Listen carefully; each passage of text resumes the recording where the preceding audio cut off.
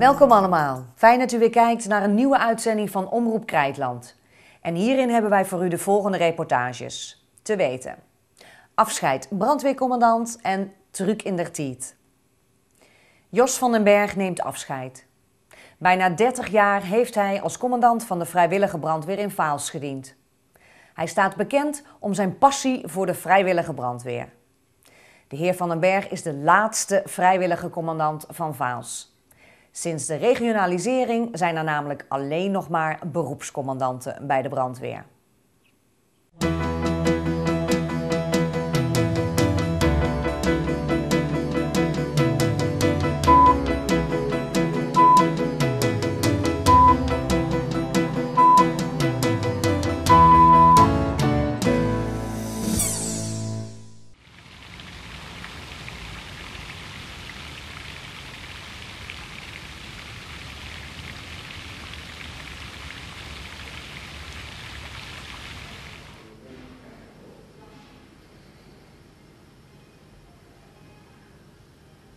De jaarwisseling is meestal het moment dat benoemingen ingunt en dat er ook afscheid werd genomen bij allerlei instanties. Dat was ook het geval bij de brandweer in Vols, waar per 1 januari 2011 commandant Jos van den Berg na 11 jaar afscheid had genomen. Officieel gebeurt dat vrijdag 21 januari. Frans, zo meteen met de heer Van den Berg in gesprek. Meneer Van den Berg, je wordt commandant van de brandweer Vols tot 1 januari. Wat is het voor een gevoel, een beetje zonder functie te zien in deze? Ja, dat is toch een heel dubbel gevoel. Enerzijds best te vroeg dat die taken van de sjouwer af is genomen. Want dat brengt toch veel werk en verplichtingen met zich met. En anderzijds dan denkt ze eraan van ja, ik zou normaal nog 6 jaar in functie zijn gebleven. Maar vanwege dat voor brandweer Zuid-Limburg zijn geworden en vrijwillige commandanten ermee moesten stoppen, ja, geeft ze 6 jaar eerder voet wie vooraf gedacht. Dus geen vrijwillig vertrek? Nee, eigenlijk is het net vrijwillig. Op het moment dat voor brandweer Zuid-Limburg worden, stond al vast dat na 2 jaar de vrijwillige commandanten moesten vertrekken. Gemengde gevoelens bij uzelf, maar dus ook bij de manschappen?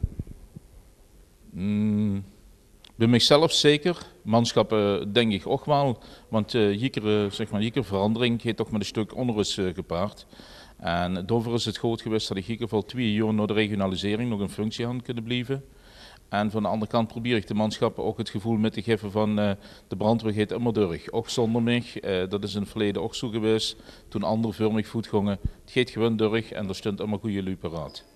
Er had dus een periode gehad, een gewenningsperiode, die nu per 1 januari tot het einde kunt. Ja, dat is zo. Die laatste 2 jaar, ja, dan weet ze van, ja, mijn tijd is bijna om. Dus, en daar leeft ze enerzijds naartoe en anderzijds ziet ze er ook een beetje met schrik en beven ziet ze de periode tegemoet. Bij je afscheid huurt ook een terugblik. Wie lang zit hier al bij de brandweer geweest? Ik ben in totaal 30 jaar bij de brandweer geweest, waarvan 29 jaar officieel. Weil vroeger wordt het zo, er was al lange tijd bij de brandweer en dan kreeg ze pas een aanstelling. Nou, dat wordt met mij ook het geval. Dus ik ben officieel aangesteld per 1 mei 82 en inofficieel word ik al vanaf 81 bij de brandweer. En een heleboel diploma's en mogelijkheden om zich verder te bekwamen verder, zou er brandweercommandant worden? Ja. Ik had het geluk gehad dat ik binnen de brandweer Vols alle kansen had gekregen. Ik had door de opleidingen onderbrandmeester, brandmeester en zelfs de adjunct hoofdbrandmeester, dus een officiersopleiding had ik kunnen doen. En ja, ik ben er heel dankbaar voor die kansen die me geboden is binnen de gemeente en binnen het korps. Ja. Meneer Van den Berg, een hele mooie tijd om op terug te blikken? Een geweldige tijd om op terug te blikken. Heel veel metgemaakt, heel veel beleefd. En heel veel kameraadschap en vriendschap ervaren. Dan moest je natuurlijk aan de brandweercommandant mensen de vraag stellen, wat was nu voor u de meest memorabele brand? Ik ga net als commandant, maar gewoon als lid, hier toen de brand in kasteel Hotel Bloemendaal. Dat wordt toen nog een klooster. Dat was een geweldig grote brand had ik gehad. En als commandant had ik de brand aan de nood ervaren. Daar word ik ook op dat moment officier van dienst. Dus dat wordt naast mijn commandantschap word ik ook nog regionaal officier van dienst. En dan hou ik door de leiding bij de brand aan de nood. En zijn die 2 branden waar je over spreekt, zijn die alleen door de brandweer Vols geklaard? Nee, toen bij de brand hier in Bloemendaal hand voor assistentie van Heerlen gehad met de hoogwerker. En in aan de nood de hand voor assistentie van de collega's uit Mechelen gehad.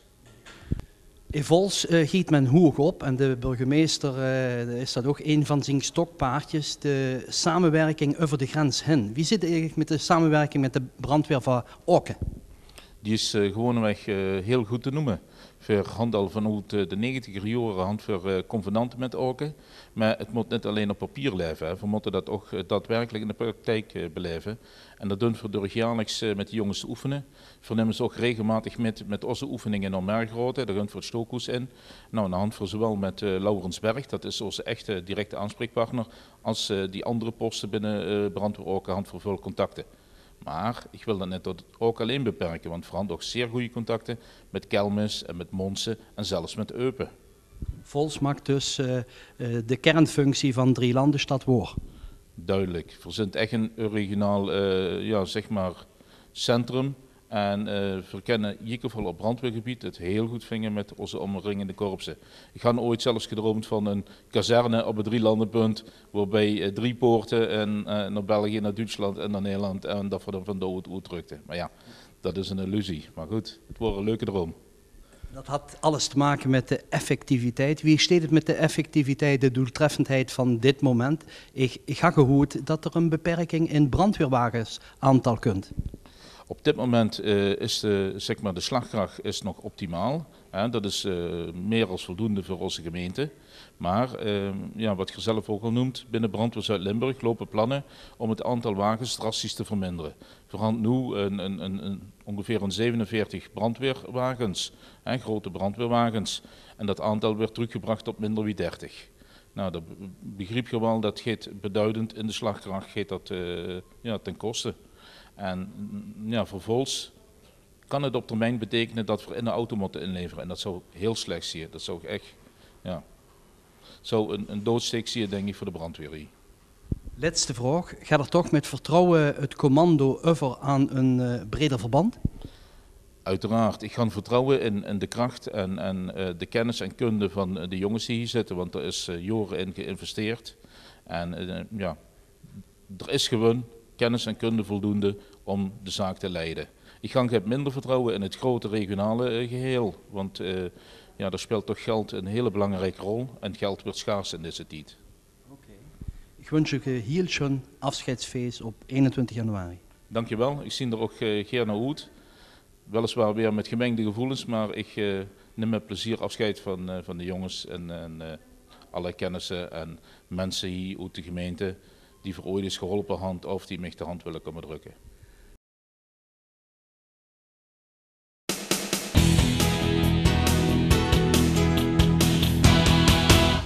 In Truc in der Tijd gaan we deze keer fly bakken. Kookboekenschrijfster Nettie Engels vertelt dat er behalve fly nog veel meer Limburgse banketspecialiteiten zijn. In 1948 werd vooral gebakken als er kermis was.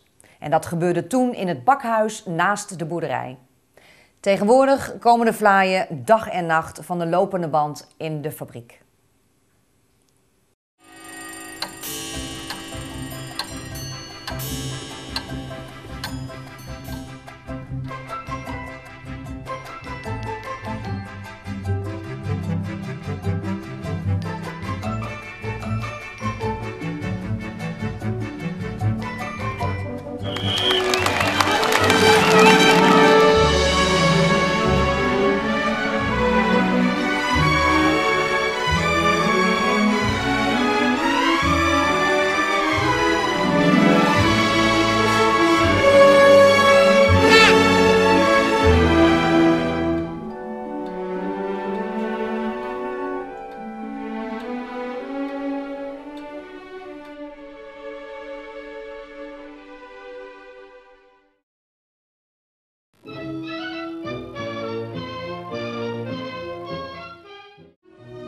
Als de zomer op het eind loopt, komt de najaarskermis, die het volk een extra gelegenheid geeft tot feesten en vooral misschien tot een lekker eten en smullen.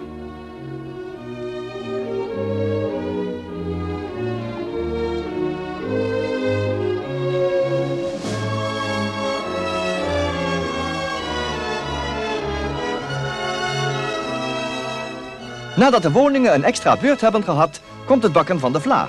Dat typisch Limburgse gebak.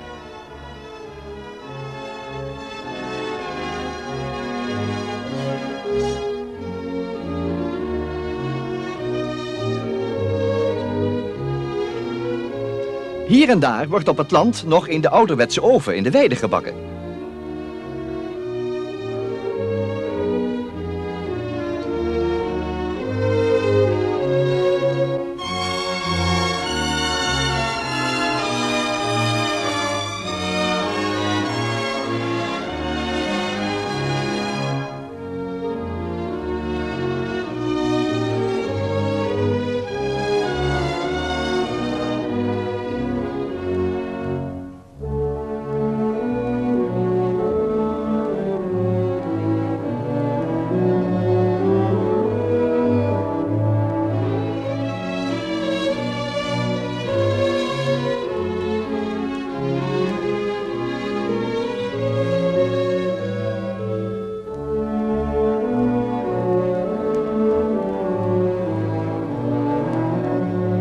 Er zijn allerhande soorten, dus keus genoeg.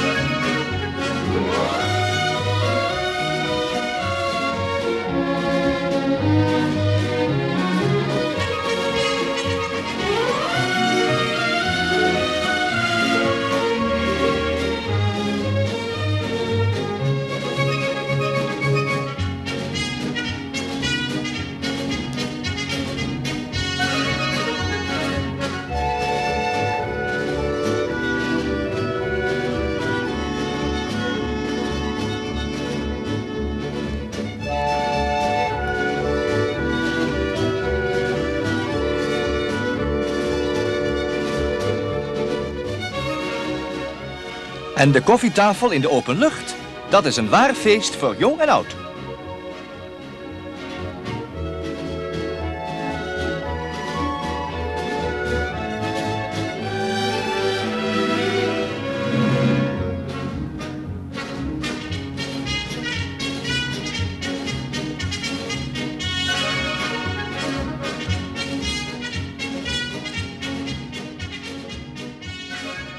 Ja, dag dames en heren, welkom bij Truc in der Tijd.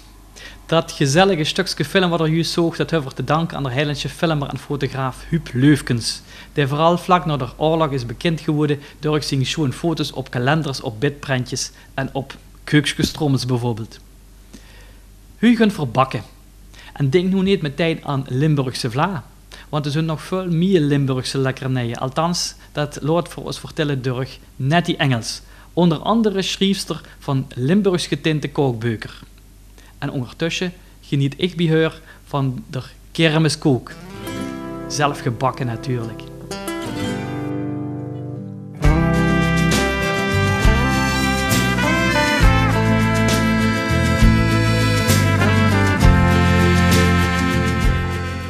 En dat is het leuke nog, hè, dat ze... Ja, dat heeft zoveel namen en zoveel gebruiken. En ja, iedereen denkt dat we alleen maar de vlaai hebben. Nou, dat is helemaal niet waar, van meer als alleen die vlaai. Ja, Limburgse gebak is niet alleen maar vla. Het is niet alleen maar vla. Ja, ik zeg vla, maar dat is eigenlijk niet goed, hè?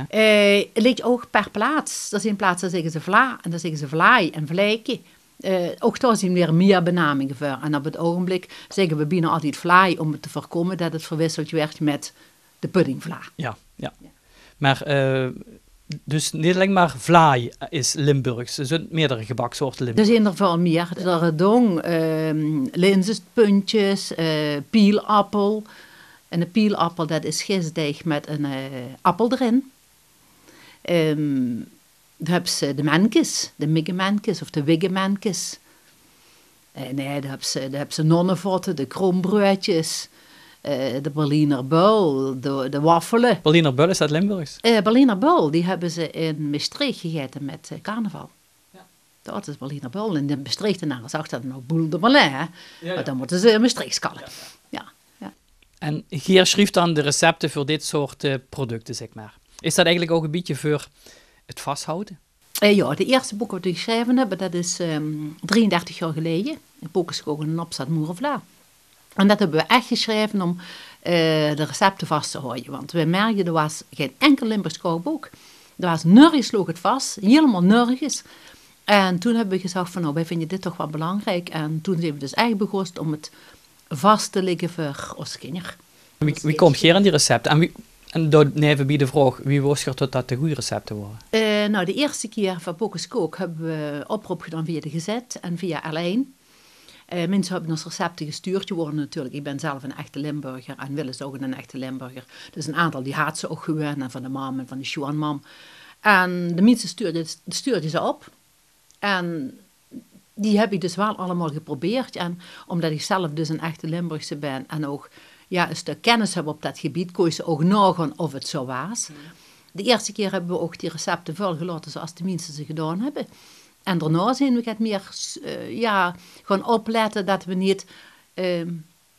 wat ze hebben in de Limburgse keuken is heel veel recepten die zijn van moeder op dochter overgegaan en die veranderen. Ja. Dus een recept is een gezinsrecept. En wij moesten toen toch wel zeker zijn dat het in meer gezinnen gegeten was. En ook een bepaalde basis, dat ze niet het raars erin deed, omdat dat in één gezin gebruikt werd. Op een gegeven moment krijg je bijvoorbeeld van iemand een recept van pannenkoek met anijs erin. Dat is niet Limburgs, want de Limburger heeft dat anijs niet gegeten. En het kan wel zijn dat een familie die gegeten heeft, maar dat is dus geen Limburgs recept. En nu, doordat we het zo lang doen, werd ze er gewoon veel meer vanaf. En ik ben op een gegeven moment heel veel lezingen gaan houden voor de Brinnenbondje. Overal in Limburg. Dan kreeg ze natuurlijk ook respons. Dan kreeg ze respons en dan ben ze daar aan het vertellen. En dan zie ze aan de zaal, aan het knikken. Dat is hier ook gegeten. Of aan het...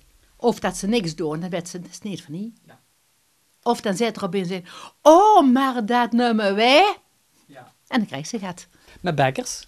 Wie is het dan met? Nou, bakkers hebben niet altijd de Limburgse recepten gedaan, want de bakkers hebben een opleiding later.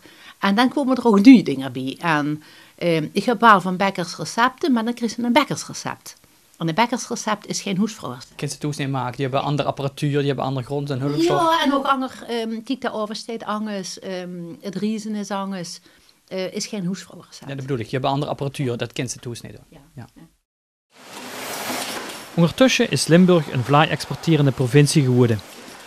Iedere vlaai die uit deze volautomatische vlaaifabriek in Brunsum komt, gaat naar het buitenland.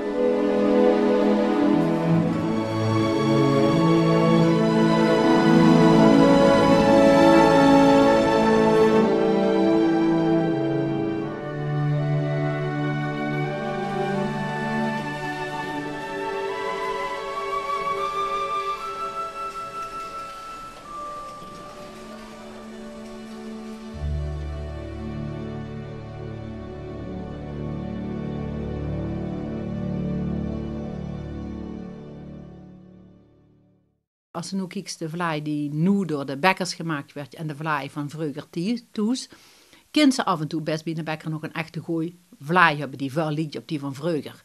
Maar er zijn ook nu heel veel vlaaien met slagroom en met van alles erop wat we vroeger dus helemaal niet hadden. Vroeger was op een vlaai geen slagroom en chocoladevlokken en een vlaai met ananas en een vlaai met advocaat. Ja, dat bestond allemaal niet. Het is ook al meer een kook eigenlijk, hè? Dat was vroeger, dat had ze niet eens. Kijk, de Limburger, dat moeten we niet vergeten, dat was arm.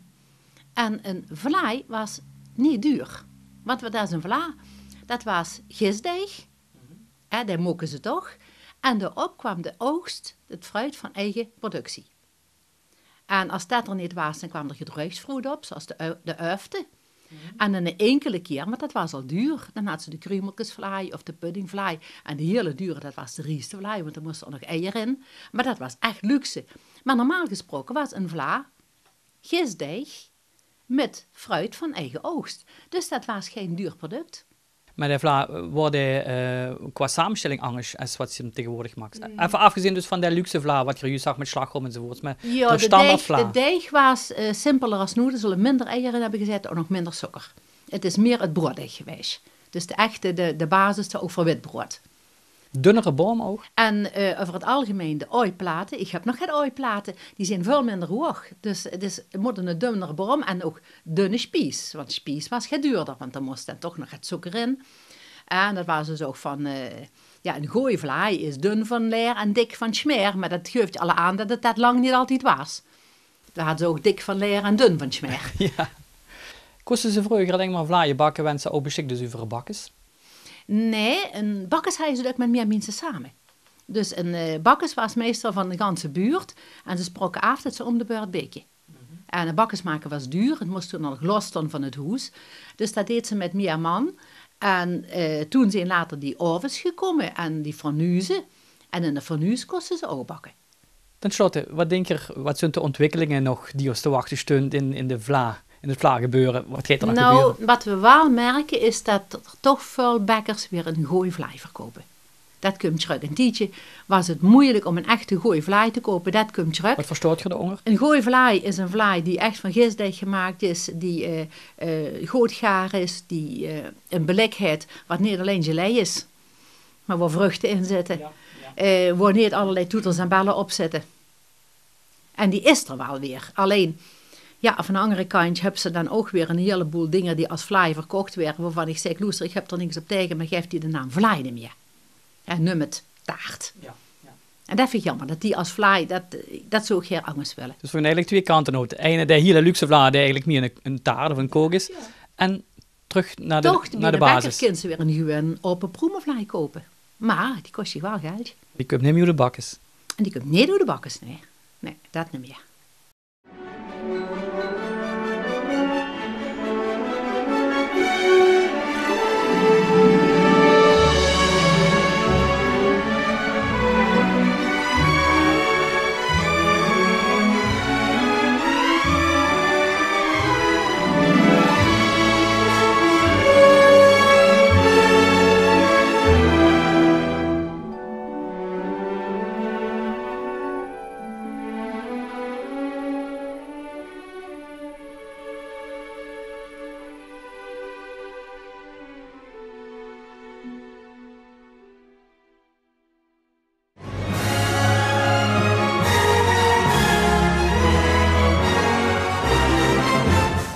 Schuren, stelkjes, puthuisjes. Datering van de oudheid van het gebouw is bijvoorbeeld af te leiden aan deze balk. Toch vullen met de CB-hals vult dat reuze met.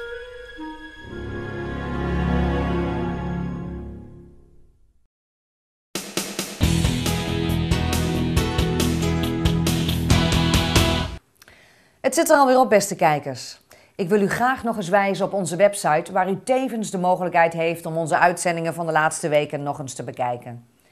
www.omroepkrijtland.nl. Tevens zijn onze uitzendingen te zien via YouTube en smartphone. Voor nu zeg ik graag tot de volgende keer. Dag!